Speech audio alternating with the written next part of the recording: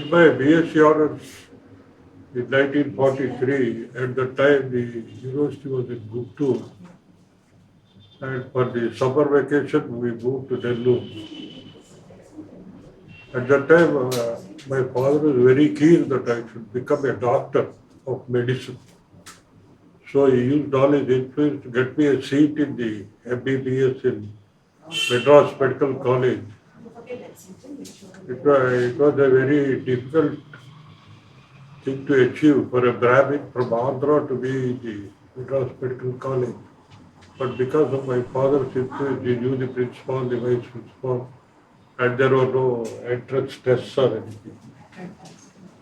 So he asked me to join that course. But I refused to do it. I said, I want to be a scientist, I don't want to be a doctor.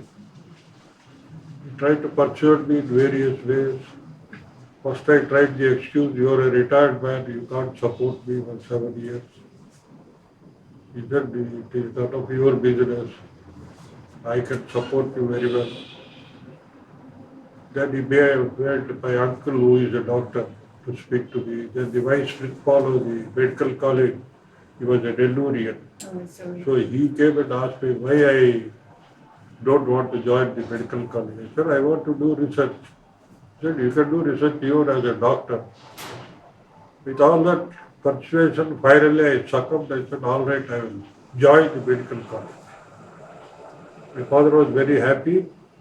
He gave me some money for buying clothes, for paying college fees and all that, for railway fare from Nellore to Madras, so on.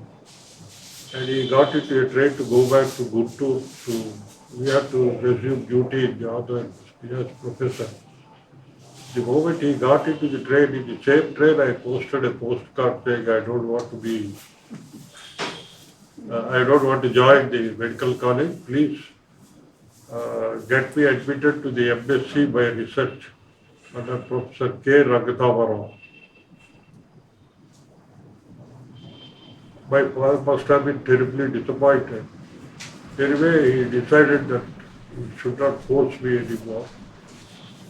And then what he did, he spoke to Dr. Bhagavatam, another professor of physics. He was the principal of the college, head of the department of physics.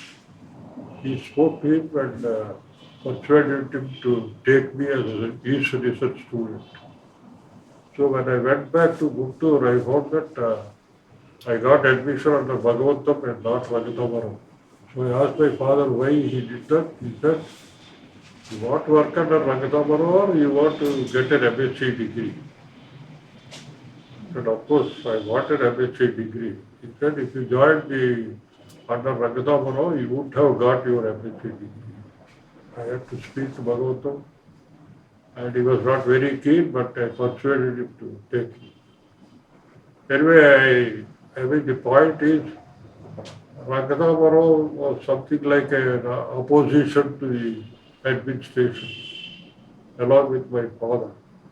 And many of his students had trouble getting their degrees because they always used to choose examiners who are inimical to Raghunath. And one or two students of another Professor Ramakrishna Rao, they were even denied the MSc degree. So my father thought, because I am his son, already I am a son of a leader of the opposition, and he didn't want me to get into trouble. And he also knew my history as a student of the BSc honor. So he chose Dr. Bhagavatam. I worked under him. Our relationship, I can't say was very cordial or anything, it was quite cool. But I got my MSc degree in June 1944. Immediately I submitted my thesis. I went to Dr. Bhagavatam at his residence. I told him, sir, I want to continue my research under you. I would like to get my doctorate under you. Dr. Bhagavatam said, I will not take you because we are in a cap college here. I don't have any facility. Then I said, would you please at least recommend me to somebody else? For example, in the Indian Science Bangalore. where he had a lot of influence because Sir C.V. Raman was the professor there, and Bhagavatam was a very close associate of Raman. Then Bhagavatam bluntly told me, I will not recommend you to anybody. I didn't realize the full significance of it for a long time. Anyway, I went back home, not knowing what to do next.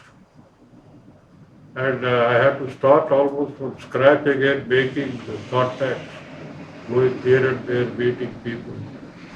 Finally, my father was able to get me admitted to a place called the Government Radio Laboratory in Madras, where the head was Mr. Vepa Lakshman Rao, VVL Rao.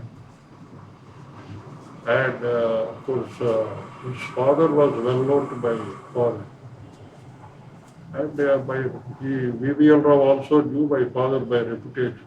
So when my father asked him to take me as a research student in that laboratory, he readily agreed.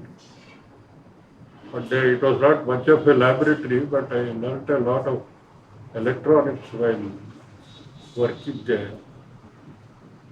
Mr. Lakshman Rao used to allow us to open up instruments. As a matter of fact, he insisted that if you have a standard signal generator, a Q meter or anything, you saw a brand new instrument would come to the laboratory, he would ask us to open it, trace the circuit as given in the handbook. We used to be first scared. We were two of us, myself and friend D. Apparao. He was also my classmate in the BSc honors. The two of us joined that laboratory. And Mr. VVL Rao, I insisted that we should get the confidence to open any instrument, look inside it and see how it works. And make sure that whatever the instruction manual says, what it says if the voltage at a certain point should be so much, we have to measure the voltage there. So we had a vacuum voltmeter also. These were things which I was not exposed to when I did my MSc or BSc honors. The most, I remember when I was studying MSc, the Andhra University got its first cathode ray oscilloscope. It was something like a brand new, most modern toy that we had. So the professor, Dr. I. Ramakrishna Rao, he sat at the oscilloscope on the table, looked at the instruction manual. He also had no experience of an oscilloscope. He was reading the instruction manual and following the instructions on how to switch on the oscilloscope, things like that. And we were some 10 students of MSc in different branches of MSc. We all stood a few feet away from the oscilloscope. And while he was operating, he showed us Lissajous figures, things like that, sine wave, and so on.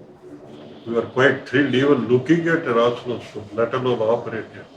But here was another gentleman who insisted that we open every new instrument that comes and make sure that everything is according to the instruction manual. We gained a lot of confidence in dealing with equipment in that. I was there for 3 years. The topic of my interest at that time was to make moving coil instruments and convert them into multimeters. That is, should be able to measure volts, amperes, ohms, everything. I don't think we made much progress in it in 3 years, but it gave me time to recover from the fact that I could not continue my doctorate